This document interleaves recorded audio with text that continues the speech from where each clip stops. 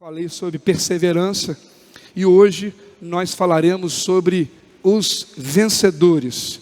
E nós encerraremos então essa série intitulada Em Defesa da Fé. Então é o penúltimo livro da Bíblia, Judas, um livro antes do Apocalipse, fácil também para você achar na sua Bíblia, Judas, e nós vamos ler Judas 1, 24 e 25. O livro de Judas também tem apenas um capítulo, então é fácil para você meditar aí e ficar ruminando o que esse texto tem a nos falar de tantas coisas preciosas. Judas 1, 24 e 25. Diz assim: Judas, servo de Jesus Cristo e irmão de Tiago, aos que foram chamados, são amados em Deus Pai e guardados em Jesus Cristo. Versículo 24 e 25. E ao Deus que é poderoso para evitar que vocês tropecem e que pode apresentá-los irrepreensíveis diante da sua glória com grande alegria, a este que é o único Deus, nosso Salvador, mediante Jesus Cristo, Senhor nosso, sejam a glória, a majestade, o poder e a autoridade, antes de todas as eras, agora e por toda a eternidade. Amém. Pai, esta é a tua palavra, esta é a tua igreja, este é o teu povo. Permita-nos, ó Deus, ter o nosso coração plenamente alcançado pela plenitude da tua palavra. Faz frutificar no nosso coração tudo aquilo que ela tem a nos falar nesta noite. Oramos pelo nome de Jesus. Amém. Nós estivemos meditando nesses últimos 2 meses, nessa carta que trouxe, entre outras questões, aquilo que talvez seja mais debatido no coração daqueles que de alguma forma foram alcançados por Cristo. Essa pequena palavra chamada fé. Quando Judas coloca de forma tão clara no versículo 1, que nós não apenas somos chamados, mas somos guardados por esse Deus. O versículo 3, que propositalmente eu não li, vai falar que Judas tinha muita coisa para falar a respeito da salvação, mas que ele sente a necessidade de falar sobre a batalha da fé. Portanto, a titularidade de Em Defesa da Fé nos faz repensar o que nós fazemos com aquilo que a palavra de Deus tem falado conosco. Porque o Senhor fala conosco. Amém? O que nós temos feito com isso? O que de fato muda para nós? Esses 2 últimos versículos que nós meditávamos também no domingo passado, e eu propositalmente fiz 2 mensagens, uma sobre perseverança, sobre esses 2 versículos, e agora sobre a ideia dos vencedores. Eu queria trabalhar essa questão para que nós pudéssemos identificar que vitória é essa que Deus trata por meio de Judas. Quando depois que ele mexe com a realidade da queda dos anjos que se rebelaram contra Deus, escrito aqui no versículo de número 5, quando Judas vai falar sobre a destruição de Sodoma e Gomorra, porque foi a cidade que se rebelou contra Deus, deixando a sua palavra de fora. Quando Judas vai nos lembrar de que há um combate, e de que nesse combate nós somos os combatentes, e de que dentro desse combate, os combatentes são chamados a ter resiliência, porque nós sofremos os ataques daquilo que são contrários ao que a graça de Deus nos fala. E aí nós meditamos sobre o combate, o combatente, falamos sobre a ideia dos alvejados, pregamos também sobre a ideia da rendição, porque há um juízo final, tudo está se levando para que se cumpra a promessa de que um dia todos estaremos diante de Deus. Certa vez eu vi isso num culto fúnebre, de que todo caminho leva-nos a Deus, mas só um caminho nos leva para o céu. Porque é João que diz que todo joelho se dobrará diante do Senhor. A questão é que naquele grande dia, ele não se colocará como o Senhor, mas como o justo juiz. E Jesus, que foi e era o nosso Senhor, Ele se apresentará como nosso advogado. A primeira coisa que nós aprendemos quando estudamos sobre política ou direitos jurídicos é que quando alguém é pego em algum crime, a acusação que se faz sobre aquela pessoa é: se você não tiver um advogado, você tem direito a um advogado. Se você não puder pagar, o Estado providenciará um advogado para você. Não há julgamento sem que a pessoa não tenha defesa de direito. Quando nós olhamos para as Escrituras, esse direito nos é dado pela graça de Cristo. E aí pensar sobre a ideia dos vencedores é trabalhar talvez aquilo que se opõe ao que faz vitória no meu e no seu coração. Semana passada falávamos sobre perseverança, aquela palavra grega chamada hipomoné, que significa não apenas permanecer, mas se colocar embaixo de, ficar embaixo de alguma coisa. E Paulo fala muito bem sobre isso, mas é Judas que vai tratar a perseverança como a ideia de que eu e você estamos debaixo de uma palavra, porque Jesus se tornou a palavra. E quando nós olhamos essa ideia aqui do texto, olha, está escrito de forma muito clara, na primeira frase do versículo 24, e na primeira frase do versículo 25, que diz assim: e ao Deus que é poderoso. Vamos interromper essa frase. No versículo 25, a este que é o único Deus, nosso Salvador. Judas define de forma muito clara de que a igreja tem um único Deus e de que Ele é poderoso. Paulo vai dizer em Romanos 8, 37, em Cristo Jesus somos mais do que vencedores. Aquela ideia de que quando alguém entra numa guerra, ou entra numa batalha, e a pessoa vence aquela batalha, ela recebe o maior pódio, ou é a medalha de ouro, ou um cinturão. Ela lutou, ganhou de todos, e no final ela ganha a medalha de ouro, que é o prêmio máximo, ou então um cinturão, porque ele foi o verdadeiro campeão. Mas quando a Bíblia diz que a igreja de Roma, que os cristãos eram mais do que vencedores, Paulo está tratando da ideia de que a vitória que nós temos aqui na terra, ela vai além da nossa capacidade como homens e mulheres de Deus. Porque a luta que nós lutamos, nós só a vencemos se nós temos a companhia daquele que é poderoso e único em nossas vidas. E quando nós falávamos no domingo passado sobre perseverança, eu citei o fracasso da boa vontade. Quantas vezes até temos a boa vontade, mas nós fracassamos. E hoje, ao pensar na verdade dos vencedores, eu queria pensar com isso que permeia no coração de todo ser humano, uma hora, outra ou não. Porque se você não é vitorioso, você é um derrotado. Se você não tem coragem, é talvez porque você tenha medo. E nós temos na Bíblia, pelo menos 365 versículos que diz: não tenha medo. Lemos aqui no início do culto, Josué capítulo 1. Moisés morre, Deus chama Josué e fala com Josué: vou estar com você, aonde você colocar a planta do seu pé, eu vou estar contigo. Isso é do versículo 1 ao 5.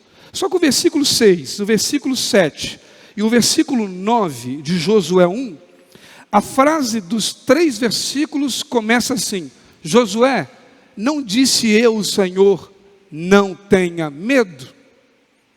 Por que Deus falou a Josué para ele não ter medo 3 vezes, logo no primeiro momento da carta de Josué? Sendo que antes de Deus mandar ele não ter medo, Deus garantiu que com ele teria a presença dele. Deus queria trazer ao coração de Josué que não era o que Deus estava com ele, é o quanto que Josué continuaria crendo que acima de tudo e de todos, Deus estaria com ele. E de que Deus não estaria com ele porque a vida dele não teria dificuldade ou tempestade. Até porque os discípulos experimentaram isso. Naquele dia da grande tempestade, Jesus estava num barco e ele estava dormindo. Ele é acordado pelos seus discípulos, repreende eles, esses homens de pouca fé, até quando eu estarei contigo? E a Bíblia diz que Jesus repreende a tempestade e a tempestade cessa. Ou seja, até na companhia de Jesus, no mundo tumultuado pelo pecado, desorganizado pelo pecado, nós ainda assim como crentes enfrentaremos batalhas, que se não for aquilo que Judas chama da defesa da fé, o diabo vai roubar de nós aquilo que Deus tem como a maior força para a sua igreja, sua palavra. Lembra quando Jesus falou ao centurião? O centurião falou: Senhor, não precisa nem vir na minha casa, porque eu não sou digno que nem amarra as minhas sandálias. E aí diz assim, não precisa nem lá, basta apenas uma só palavra, e a minha alma será curada. E eu queria nesta noite desafiar você a entender isso. Não tenha medo, porque como entender a vitória, se eu não entendo a coragem que a fé proporciona ao meu coração, para que eu exerça coragem pela fé? Ou seja, até que ponto o que eu e você sonhamos e desejamos é capaz de fazer com que a minha e a sua vida tenha a segurança que Deus deseja para mim e para você? O fato é que nós estamos num mundo onde nós sonhamos como essa garota sonhava, ou como é que ela sonhou. O fato é que nós acreditamos que talvez com o nosso esforço ou com a nossa história, nós podemos estar sendo salvos de tudo aquilo que o mundo causa para nós. É impressionante que a grande pegada é mostrar de que o homem pode fornecer algum tipo de salvação. Está em nossas mãos estarmos salvos ou seguros de tudo aquilo que rouba de nós o direito de viver, mas viver e viver bem. O que se mais projeta hoje como vendagem de comércio é uma vida feliz. É uma vida onde você tem que explorar o máximo que você pode, porque o mais importante é que você seja feliz. Porque se você não está feliz, algo errado está acontecendo. Você pega uma geração de 20 anos atrás, qualquer dificuldade que a pessoa tinha, isso servia como um combustível para que essa pessoa se tornasse mais aguerrida, mais valente. Hoje, quando os obstáculos surgem, as pessoas recorrem aos comprimidos ou aos hospitais. Não que o psiquiatra, o psicólogo ou qualquer poder científico que surge para cooperar com a fragilidade do nosso psique, da nossa alma. Mas a grande questão é o quanto que nós nos colocamos como a criança dessa campanha. Porque essa campanha, ela de fato trouxe a relevância do quanto que o produto que nos é vendido no mundo pode captar ou não a atenção do nosso coração. O quanto que o prazer deste mundo, como o evangelista Marcos diz no capítulo 4, versículo 19, que as riquezas deste mundo, os prazeres daqui, roubariam de nós, porque sufocariam a palavra. Eu não me satisfaço mais por qualquer coisa. Eu tenho uma sede insaciável de querer mais, mais e mais.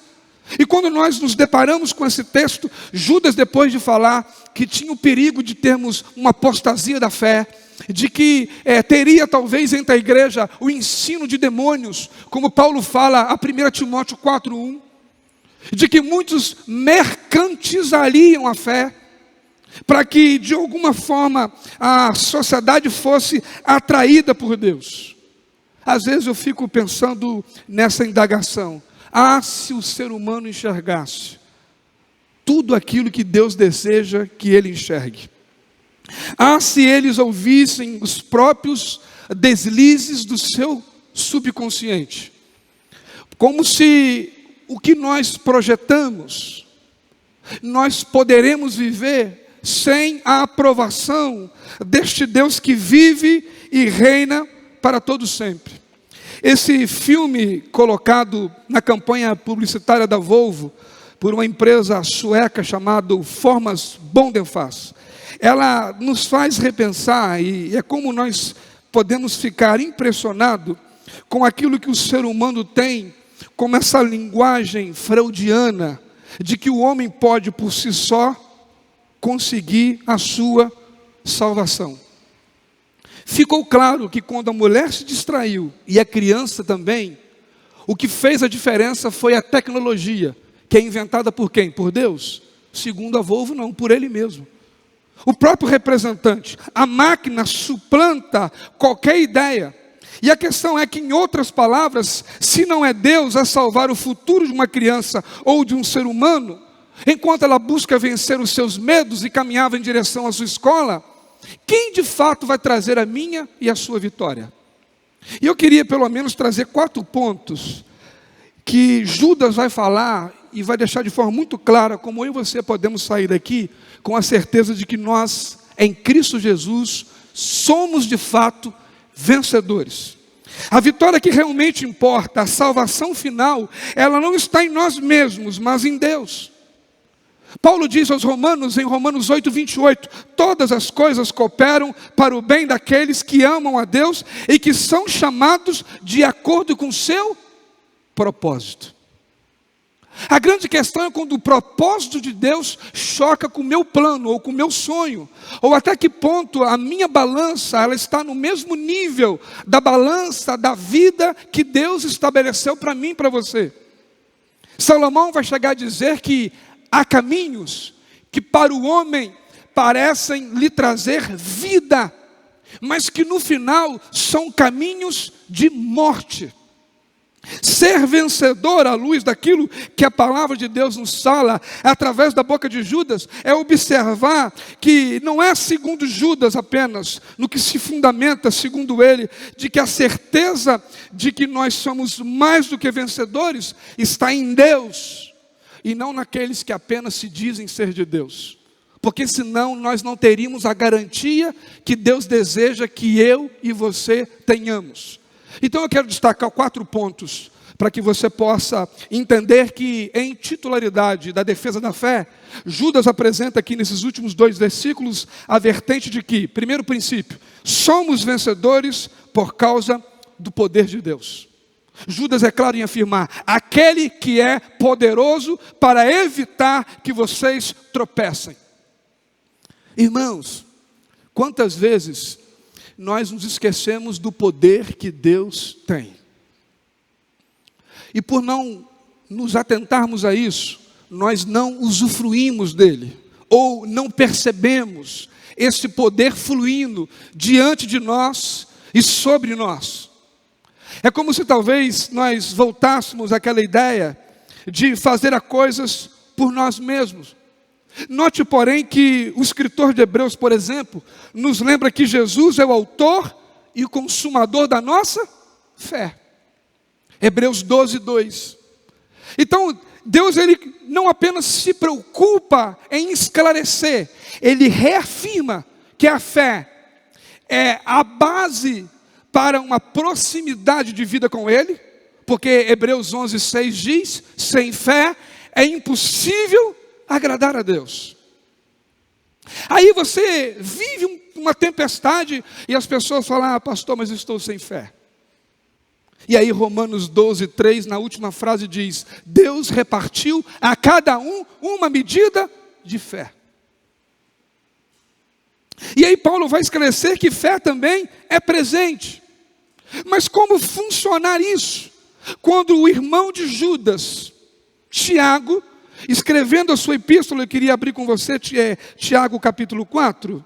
Olha o que ele diz no versículo 13 a 15. Prestem atenção, vocês que dizem, hoje ou amanhã iremos a determinada cidade, ficaremos lá por 1 ano, negociaremos ali e teremos lucro. Versículo 14. Como sabem o que será de sua vida amanhã? A vida é como uma névoa ao amanhecer. Aparece por um pouco e logo se dissipa. conselho final de Deus no versículo 15. O que devem dizer é: se o Senhor quiser, viveremos e faremos isso ou aquilo. Agora, o interessante é que Tiago escreve à igreja. Tiago não está escrevendo esse texto para aqueles que não eram da igreja. Tiago está escrevendo para aqueles que são da igreja. Então é às vezes dentro da igreja que o caminho da incredulidade faz com que nós aceitemos a certeza de que na força do braço, ou com a minha capacidade intelectual, o tal do relativismo ou do racionalismo, invadindo o coração da igreja, rouba a fé de que fazer a sua parte, ter o seu esforço, isso tudo é bom e Deus te convida a isso. Mas a grande questão é quanto que a sua fé está sendo burilada na certeza de que Deus é o Senhor da sua vida. É de você lembrar, e talvez você já ouviu falar isso, eu particularmente tem muito tempo que eu não cito esse texto, e eu quero ler para você não perder, de que vencedores aqueles que entendem que são vencedores por causa do poder de Deus. Agora olha a temática de Paulo aos Filipenses no capítulo 2. Eu já tenho tempo que eu não cito esse texto. Filipenses 2, 12 e 13. Diz assim: quando eu estava aí, meus amados, diz Paulo, vocês sempre seguiam minhas instruções. Agora que estou longe, é ainda mais importante que o façam. Trabalhem com afinco a sua salvação, obedecendo a Deus com reverência e temor. Agora olha o versículo 13. Pois Deus está agindo em vocês, dando-lhes o desejo e o poder de realizarem o que é do agrado dele. Deus está usando a boca do apóstolo Paulo para falar aquilo que Judas está falando de forma mais direta. Quando Judas 24 diz que aquele que é poderoso para guardar e te apresentar de forma irrepreensível, agora não mais Judas, mas Paulo diz que apresentar você de forma irrepreensível é fazer com que o seu coração seja mudado e convertido ao bem, para que quando você faça o bem, entenda que não é você que está fazendo, porque só você quis, mas é resultado daquilo que o Espírito de Deus produz em você. Para que você entenda que salvação é um projeto de parceria e que Deus te coloca no seu caminho. Ele não te mostra o caminho, Ele abre o caminho e anda com você no caminho. Porque o caminho é dele. Foi Paulo que diz, porque dele, por ele e para ele são todas as coisas. Judas então, irmãos, começa a sua carta nos dizendo que nós como crentes somos o quê? Versículo 1 que eu li. Aos que foram amados e guardados por Deus. Nós sabemos que Jesus não venceu o mundo pela fé. Ele o venceu pelo amor. Porque é através do amor é que se revela a soberania do Senhor. E Ele traz para mim e para você o que nós precisamos. A revelação da sua palavra. Gálatas 5:6 diz que a fé atua por meio do amor. Como não nos lembrarmos disso? De que somos vencedores por causa do poder de Deus. Judas agora queria que nós entendêssemos essa ideia do quanto que nós somos guardados. Charles Spurgeon, chamado o príncipe dos pregadores, pregando sobre esse texto, na Igreja Batista em Londres, no dia 7 de novembro de 1875. Ele diz assim, e Spurgeon escreveu que devemos ser guardados por Deus de cair na apostasia, em erros doutrinários, desamor, frieza espiritual e pecados notórios. Deus, Ele não quer que nós nos esqueçamos jamais de quem de fato Ele é. Porque a vida com Deus é uma vida sob o seu poder. Por isso que Paulo diz em Romanos 1,16, eu não me envergonho do Evangelho. Porque o Evangelho é o poder de Deus para todo aquele que nele crê. Aí o versículo 17, na última frase, todo mundo gosta. Porque o justo viverá pela fé. Esse verbo aqui, que revela o poder de Deus, porque Deus é guardado, foi o mesmo verbo usado por Xenofonte, o soldado mercenário e discípulo de Sócrates, que para descrever cavalos cujas patas eram firmes, tinham patas guardadas e por isso não tropeçavam, usa a mesma terminologia do verbo grego aqui, guardados, firmeza. Não há como escorregar, porque Deus te mantém firme. Ele te traz a segurança. Esse verbo também foi usado por Epiteto, o filósofo grego que viveu logo depois de Cristo. Por sua vez, usou o mesmo verbo para falar do homem que não comete lapsos morais. Por que tudo isso? Porque o coração deles estão guardados. Irmãos, o que mexe com o seu coração? Que valor tem essa doutrina para você? Existem 3 coisas que você não pode esquecer de que você é guardado pelo poder de Deus. Primeira coisa, quando nós entendemos que somos guardados pelo poder de Deus, nós nos descansamos na dependência dEle. Você passa a não aceitar uma independência dEle. E aí você percebe que aquilo que foge do seu controle, não fugiu do controle de Deus. A base do pecado é o egoísmo. Isso faz com que a gente se torne autoconfiante e egocêntrico. Deus nos quer que nos tornemos mais crentes em Deus do que certos homens que, acreditando em si mesmos, se fazem valência da sua força. Então, a primeira coisa daquele que entende que é vencedor pelo poder de Deus é de que ele entende que precisa ser mais dependente. Segunda coisa, essa doutrina nos faz buscar uma vida mais intensa de oração pelo Espírito Santo. Porque quando Paulo cita aos Efésios, no capítulo 5, versículo 18, não vos embriagueis com vinho, mas enchei-vos do Espírito, ele diz o que é encher do Espírito. Os versículos posteriores, 19, 20 e 21, falam que é enchimento do Espírito. Ele diz cantando e salmodiando ao Senhor, ou seja, cuidado com o seu vocabulário. O que você diz quando você não está no contexto eclesiástico. Estava eu ontem na casa da minha sogra, eu fui pagar um serviço, porque há tempo que a gente vem lutando, a casa dela ainda tinha uma caixa d'água de amianto. E fomos substituir aquela caixa. Vai, não é, tem, não tem, é caixa de amianto. Quem acabar com isso? Até hoje com essa caixa de amianto. E foram para lá 3 pessoas para fazer aquele serviço. Cheguei no final do dia para poder acertar, fazer inspeção, e a principal parte, né? Botar o dinheiro no negócio. Aí cheguei lá, conversa daqui, conversa dali, eu estou vendo um rapaz assim, bem amargurado. Ele falou comigo assim, você é pastor? Eu falei, sou. Então eu estou afastado há 6 anos. Mas por que você está afastado? Porque o diabo mandou uma pessoa na igreja. Eu falei, o diabo mandou uma pessoa na igreja? Como assim? Aí ele contou de uma desavença que ele teve numa igreja. E de que há uma certa pessoa lá na frente com a palavra diz, tem gente aqui na igreja que vai visitar a pessoa, aí ora com essa pessoa, visita essa pessoa, não vem mais à igreja e acha que é crente. Crente é aquele que vem à igreja, aquele que não vem à igreja não é crente. E para aqui, para ali, e no final das contas, a pessoa vai e cita o nome dele. É você mesmo, fulano. E falou o nome dele. Aí eu falei, o que você fez? Ele falou assim, eu nunca mais voltei à igreja. Eu falei com ele, você me permite uma colocação? Ele falou, a primeira coisa, eu tenho uma máxima comigo. Toda situação revela a real condição do meu coração. Se realmente o que aconteceu foi o que você falou, está exatamente como assim, essa pessoa não foi sábia.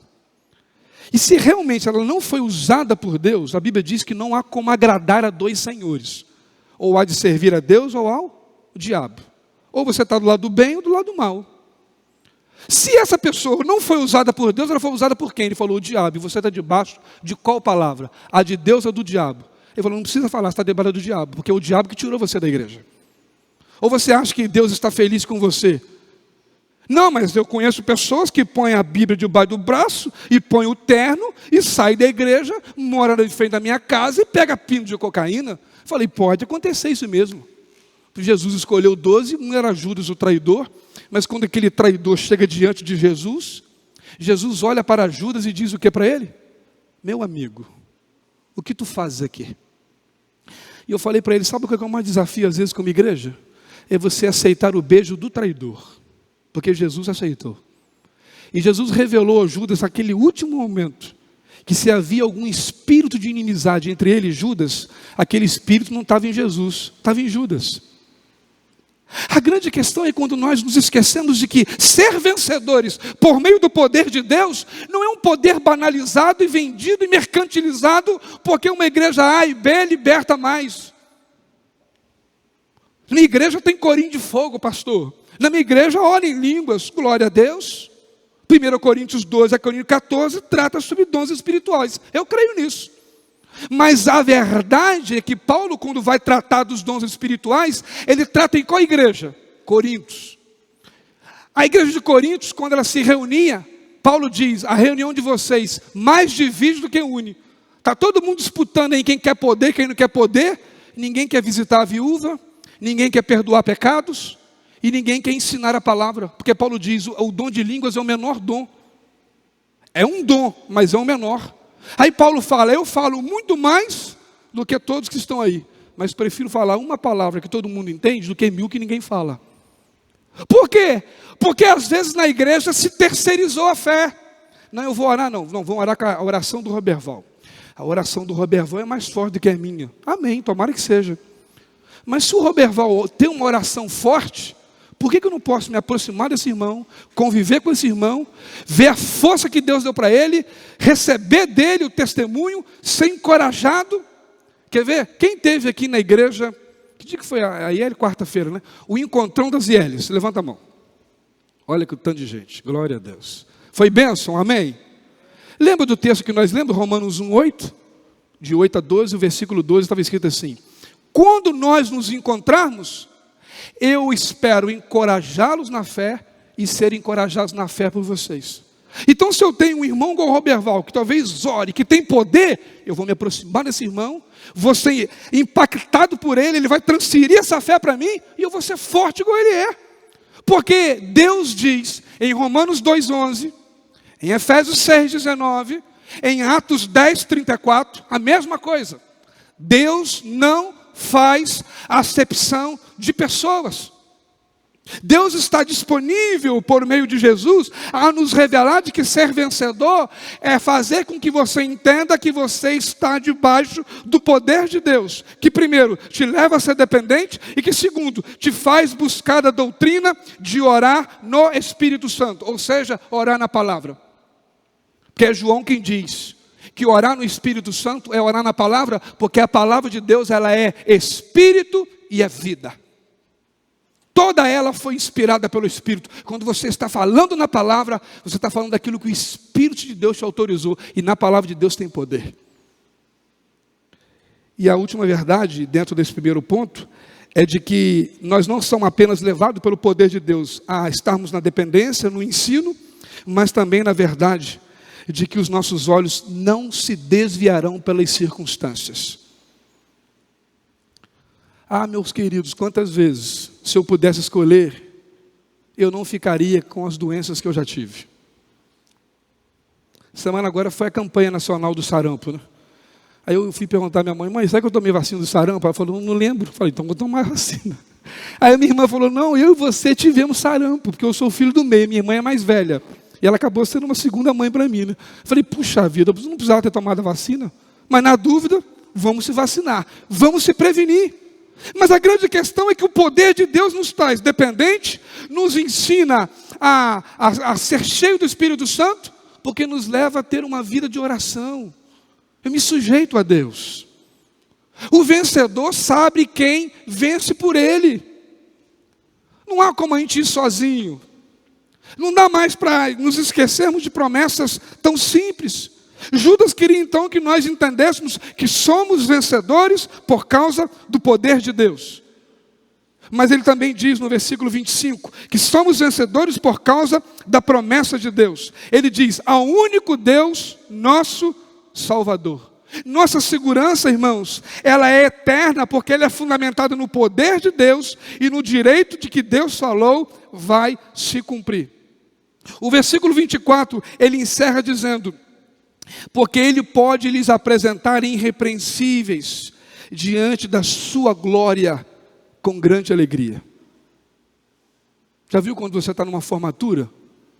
O formando escolhe a música, passa umas fotografias que vai registrar parte da história da sua vida, mas no final, antes dele pegar o seu diploma, ele é chamado pelo seu nome. Há um apresentador que vai chamar ele. Judas está dizendo o seguinte: aquilo que Isaías falou em Isaías 45:3, eis que o Senhor lhe chamará pelo nome. Ei, Ele te apresenta, porque Ele tirou você das trevas para a sua maravilhosa luz. Ele que tirou você da perdição e trouxe você para a garantia da salvação. Lembra daquele texto que diz: horrenda é a coisa cair na mão do Deus vivo? A promessa de Deus por meio do Evangelho é de que Ele vai tirar da mão de Satanás aquilo que é dele. Nós somos resgatados. Nós nascemos em pecado e perdidos estávamos até aquele grande dia em que o Evangelho te chamou e te justificou e te purificou. Existe uma segurança para que haja esperança em mim e em você. O texto é claro, Ele é poderoso para guardá-los, levá-los.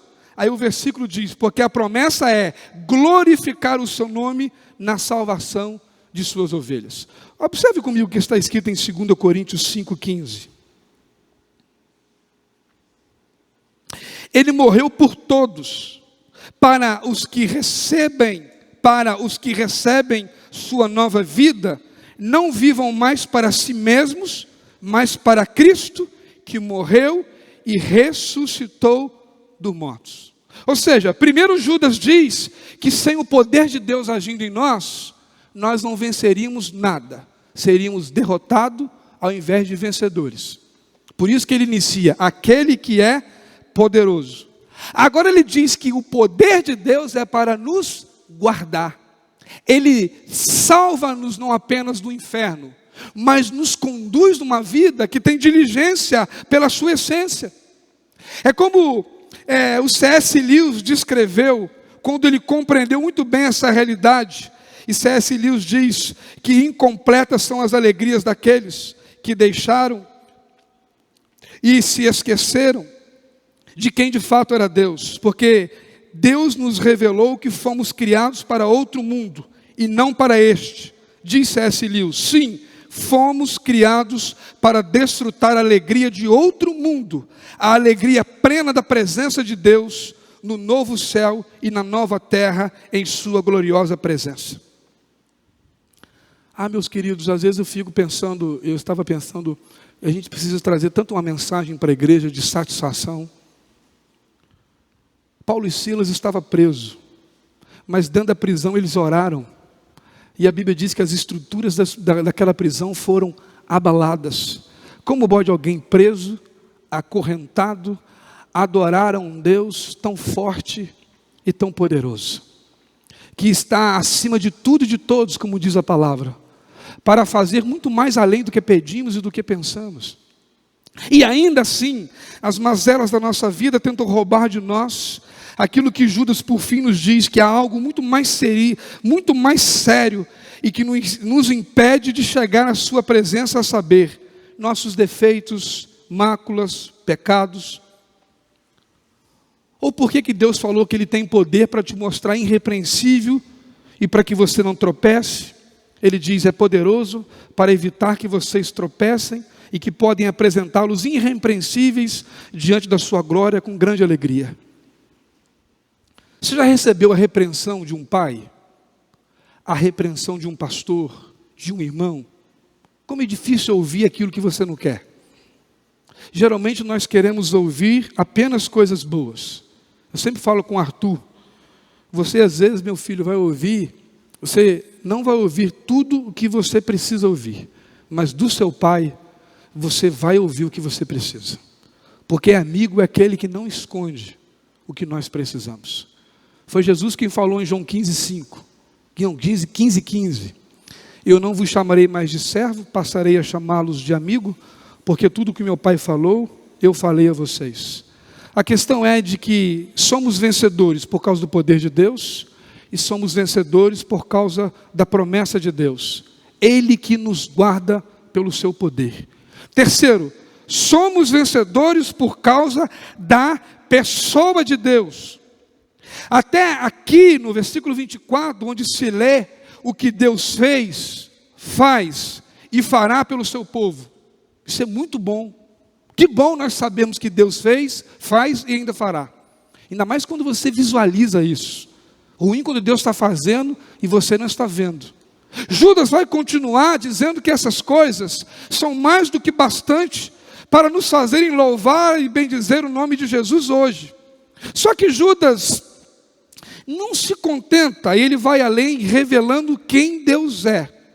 Pois, diz o texto, no versículo 25, como consequência do poder de Deus, ao único Deus, nosso Salvador. Já parou a pensar nisso? Você ora pelo nome de Jesus, Deus Pai Todo-Poderoso te ouve, e como seu único Deus, Ele revela a sua vontade, e você se satisfaz nele. A época do antigo Israel, orava-se aquela oração, parecida um pouco à oração araônica, mas se citava muito o Deus de Abraão, o Deus de Isaac, o Deus de Jacó. Talvez hoje eu poderia orar o Deus do Fred, do Roberval e do Barbosa. A este Deus, pelo nome de Jesus, eu te entrego a minha vida, o meu sonho. Quantas vezes eu me pego pensando nisso? Ó Deus, eu coloquei tantas coisas para o Senhor, mas que acima de tudo isso, que seja feita a tua vontade. Porque é preciso entender isso. Deus, por meio de Judas, nos coloca essa indagação. Quem é Deus para você? Já te fizeram essa pergunta? Deus é o único Deus. Deus é único. Só há um Deus verdadeiro. Com certeza esse Deus não era o Deus dos apóstatas, anunciados em Judas, versículo 4, 5 e 6. Quando ele fala que os anjos se rebelaram contra Deus. Para aqueles anjos, Lúcifer e seus demônios, Deus não se tornou único para eles. Eles foram um Deus deles. Sodoma e Gomorra não tinha Deus como único deles. E agora Judas fala que se infiltraram pessoas na igreja, que no versículo 4 diz que anularam a graça de Jesus. Ou seja, Jesus não é tudo isso que você diz, não. Judas está dizendo que só há um único Deus, o Deus das Escrituras, não o Deus dos sonhos, o Deus das imaginações, das experiências pessoais e outros escritos filosóficos ou religiosos dos apóstolos. Deus é o único Deus, conforme nós encontramos na Bíblia. Você já parou para pensar se nós descrevêssemos Deus pelas nossas emoções? Vamos pegar uma que foi impactante. Monte da Transfiguração. Jesus sobe ali com quem? Pedro, Tiago e João. A Bíblia diz que eles contemplaram a glorificação do Senhor. A glória de Deus aí sobre Jesus, o rosto de Jesus ficou reluzente. Quando eles vão falar disso, eles não citam assim: olha, estávamos no monte da Transfiguração, o fogo desceu, e sapateamos, e arrepiou, e eu senti tudo. Não, eles descrevem: havia uma tenda de Elias, havia uma tenda de Moisés, a voz de Deus pairou sobre ali, e ali foi revelada a glória. Ou seja, o que estava sendo descrito pelos discípulos e pelos apóstolos era o que se falava de Deus pela palavra, porque o que se valida no coração da igreja precisa ser a palavra. Deus precisa ser Deus em tudo. E Judas falou: há o único Deus. Porque não se engane, há pessoas que o marido, a conta bancária, a saúde é o Deus deles. E você vai ver que aquilo deixou de ser Deus quando as coisas acontecem não da forma como nós desejamos. Deus é o nosso Salvador por meio de Jesus Cristo, do único Deus Salvador, mediante Jesus Cristo, Senhor nosso. Deus se fez gente, habitou entre nós, cheio de graça e verdade. Vimos sua glória como a do Filho. Quando ele foi confrontado pelos judeus em João capítulo 8, quando ele fala aí: conhecereis a verdade vos libertará, ele continua aquele diálogo. E assim, como podemos conhecer o Pai? Jesus falou assim, como vocês, o Pai está com vocês o tempo todo, porque eu e o Pai somos um. E quando ele fala que eles precisavam ser libertos, o que o judeu fala? Na arrogância do religioso? Mas quem é você para falar que nós precisamos ser livres? Nós somos descendentes de Abraão. Aí eles tentaram usar a própria palavra com aquele que era a palavra. E Jesus vira para eles em João 8,47 e diz: vós sois filho do diabo, porque o diabo é pai da mentira, e vocês não me ouvem porque não me conhecem. Duro ouvir isso quando a pessoa não tem em Deus, por meio de Jesus, aquele que é digno de toda a honra e toda a glória, mas também que é nosso Salvador, Jesus Cristo, nosso Senhor. E ele afirma, ele é Senhor, porque quem recebe o Filho como Salvador faz dele Senhor da sua vida, ou seja, não vive mais para si, mas para aquele que o amou e o salvou. Contrário do que cria e ensinava os apóstolos, nós recebemos Jesus Cristo como Senhor e o obedecemos. Precisamos atentar para isso. Muitos dos nossos fracassos e muitas das nossas frustrações como igreja, é nós não atentarmos para aqueles que estão diante de nós, mas é nós atentarmos para o nosso próprio coração. Jesus falou, não olhe primeiro o cisco que está no olho do seu irmão, mas olha a trave que está diante do seu. Se eu não consigo me enxergar a mim mesmo, como é que eu vou enxergar aquele que está diante de mim? Conforme a palavra de Deus diz que eu deveria enxergar. Somos vencedores por causa do poder de Deus, somos vencedores por causa da promessa de Deus, somos vencedores por causa da pessoa de Deus. Judas reafirma isso, por quem Deus é, Deus homem, nosso Cordeiro, noutras palavras, Deus Pai, em amor planejou a salvação. Deus Filho, com graça, executou a salvação. E Deus Espírito Santo, com poder, aplicou a salvação. Já pensou nisso? João abre o capítulo 14 dizendo, não perturbe o vosso coração. Credes em Deus, e credes também em mim, diz o Senhor. Aí ele vai dizer o seguinte, ó, é necessário que eu vá e volte para o Pai, para vos preparar lugar. Porque na casa do meu Pai há muitas moradas. Porque se eu não for, não virá sobre vós o Espírito Santo. O Deus único que se revela como Filho no Salvador, e o Espírito que nos traz o senhorio dele como Senhor.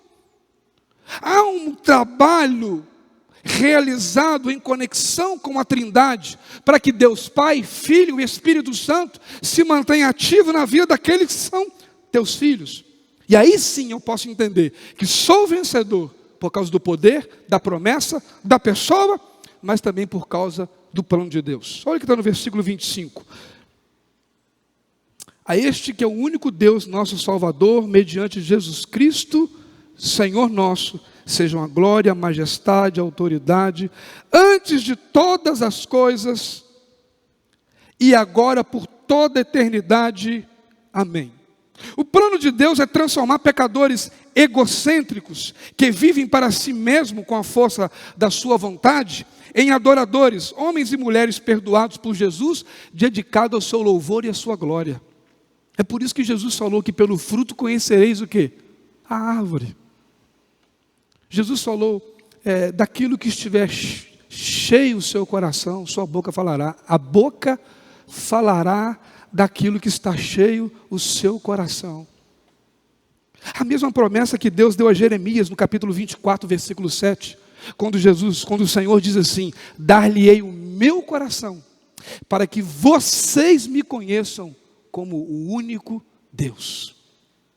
Nós podemos expressar isso, porque não há poder apenas de Deus no fictício. Deus se revela Senhor no dia a dia, e o argumento é o seguinte, Judas nos conta que antes de tudo existir, já havia glória e louvor nos céus. Olha o texto.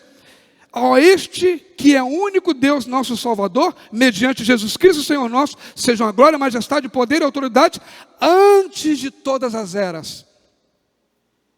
Irmãos, como é que a nossa mente humana vai entender isso, se o Espírito Santo não iluminar a nossa mente? Deus, ele se antecedeu a tudo, antes de todas as eras. O único Deus, o majestoso, o Senhor nosso, toda a glória, toda a majestade, toda a autoridade era dele. E ainda assim, se importando conosco, ele derramou sobre nós, o texto diz, desde antes de todos os tempos, agora e para sempre. Queridos, de forma muito especial, Judas louva a Deus pela sua glória, pela sua majestade e pela sua autoridade. Deus nos chama para isso. Vencedor é vencedor, não por aquilo que ele faz, mas é por aquilo com aquele que ele vive. Vivemos diante de um Deus que se faz presente em nós. Confesso que, ao olhar a vertente de todo o esclarecimento que Judas nos traz, destruição de Sodoma e Gomorra, a rebelião dos anjos, do versículo 4 ao versículo 6, a forma como os apóstatas entraram na igreja e aplicaram doutrina de demônios, tentando negociar a fé, achando que os fins justificam os meios. O que nos pega de surpresa é que Deus era roubado da sua glória quando esses apóstolos viviam de maneira tão inglória, impura ou imoral. Deus era roubado de sua majestade ou grandeza quando os apóstolos viviam de forma tão pequena e centrada em si mesmos. Deus era roubado em seu poder quando os apóstolos viviam tão mundanamente e sem qualquer demonstração de transformação. Deus era roubado de sua autoridade quando os apóstolos viviam apenas para satisfazer os desejos e as inclinações do seu coração. Queridos, talvez nós não tenhamos a igreja ideal. Se olharmos para a Igreja Batista Videira, talvez a Igreja Batista Videira ainda tenha tantos erros que nós precisamos acertar. Mas o que Judas propõe aqui é de que ser vencedor não é pelo poder apenas, não é apenas pela promessa apenas, e não é apenas pela pessoa, mas é também pelo plano. Deus, ele vive por meio de um planejamento, porque a sua palavra, ela se torna a regulamentação. E olha que coisa interessante, você fez um plano para 2017, quando virou 2019 fez outro, 2020 é outro, sim ou não? Nós temos necessidades diferentes. Tem gente que vai para o segundo filho, tem gente que só quer ver novos filhos chegando, mas a Bíblia diz que Deus não é assim. Hebreus capítulo 13, versículo 8. Quem lembra? Jesus Cristo é o mesmo hoje, ontem e o será para sempre. Ou seja, Jesus não mudou. Em outras palavras, a vida cristã é impossível para nós mesmos. Precisamos do poder de Deus para nascer de novo, para perseverar, para defender a fé e para anunciar as verdades que o próprio Deus revela a nós. Porque sem Ele, nada somos. Pergunto, por algum instante, queria que você pensasse nisso. Quem é capaz de ressuscitar ou de fazer nascer de novo alguém? Quem é capaz de conseguir força de vontade o bastante para permanecer no caminho da fé cristã? Quem é capaz de guardar ou de se proteger 100% durante a sua caminhada aqui na terra? Quem é capaz de argumentar e de defender com graça e com verdade a fé que de uma vez por todas foi confiada aos santos? Quem é capaz de convencer o pecador de se arrepender, crer e se voltar para Jesus como Salvador, Senhor e soberano do universo? Estando todos entregues à irracionalidade desta nossa era pecadora e ao apelo imoral do coração. Veja o versículo 10. Se ele diz isso ou não. Esses, porém, contra tudo que não entendem, difamam, e contra tudo que não compreendem o instinto natural, como animais irracionais, até nessas coisas se corrompem. Judas está falando daqueles que se infiltraram como verdadeiro apóstolos da fé. Indagações ainda. Quem é capaz de qualquer uma dessas coisas? Fazer o outro perseverar, se converter, nascer de novo e se voltar para Jesus. Quem é capaz de se limpar? Quem é capaz de se mudar? Quem é capaz de abandonar a glutonaria, a bebedeira, as drogas, as compulsões, a ira, a lascívia, enfim, quem é capaz de abandonar o pecado e recomeçar rumo à presença gloriosa de Deus? Por último, quem é capaz de encontrar e de manter a alaria perpétua e plena? Aí não tem como, irmãos. Precisamos repetir o texto que é a base dessa mensagem. Toda glória seja aquele que é poderoso para guardá-los de cair e para levá-los com grande alegria e sem defeito à sua presença gloriosa. Toda glória seja aquele que é o único Deus, nosso Salvador, por meio de Jesus Cristo, nosso Senhor. Glória, majestade, poder e autoridade lhe pertencem desde antes de todos os tempos, agora e para sempre. Amém. Eu encerro dizendo que vitoriosos não são os que vivem na força de suas vontades. Esses, aliás, se destroem. Vitoriosos não são os que sabem desfrutar dos avanços da humanidade. Vitoriosos são aqueles que foram amados e chamados por Deus Pai. Deus Pai. Estão guardados em Jesus Cristo e, como fruto desse milagre da graça, vive aguardando o seu amor de Deus. Você é um desses vitoriosos? Eu creio que eu falo diante de pessoas que são vitoriosos. E creio que Deus está promovendo na sua palavra novos vitoriosos, que, chamado por esta graça, reconhecerão o poder, a autoridade e a majestade de Jesus Cristo. Não coloque Deus abaixo, mas coloque Deus acima do seu ego, da sua vontade. Irmãos, quantas vezes no casamento, quantas vezes no trabalho, quantas vezes no relacionamento fora da igreja, somos desafiados a vivermos esta mensagem. Deus falou e vai se cumprir, porque Deus não é homem, nem filho de homem. Porventura poderia Deus ter prometido e não cumprido? Não. Ao contrário, tudo que Deus prometeu se cumprirá. Números capítulo 23, versículo 19. Eu espero que nesta noite, de alguma forma, o Espírito Santo tenha aplacado o seu coração com toda a chama desse fogo que a palavra de Deus tem. Ah, como eu gosto daquela parábola que Jesus vai e aparece com o corpo ressurreto, ao nome que a Bíblia não resguarda de quem era, mas diz que eram 2 discípulos que voltavam para a cidade de Cafarnaum. Esses são tocados pela palavra dita por Jesus. Eles chamam Jesus para entrar em sua casa. E Jesus diz que não ia entrar, eles insistem. E Jesus entra na casa deles. Na hora que Jesus entra na casa deles e que eles partem o pão e dão graças, a Bíblia diz que os olhos daqueles homens se abrem.